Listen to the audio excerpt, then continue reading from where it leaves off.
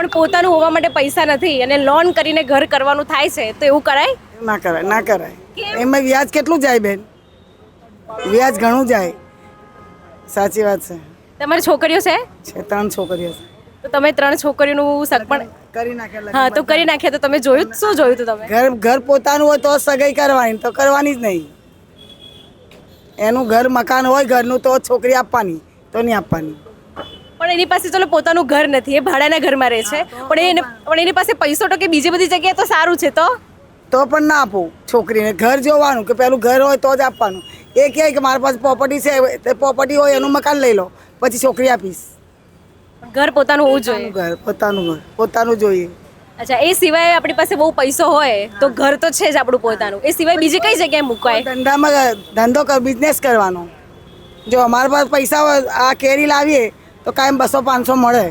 પૈસા ઘરમાં હોય તો કશું ના મળે. જો મકાન આપવાના કાંઈ પૈસા નથી આપવાનું. એ પૈસા આપણા પાસે હોય એનો કોઈ ધંધો કરીએ તો નફો મળે.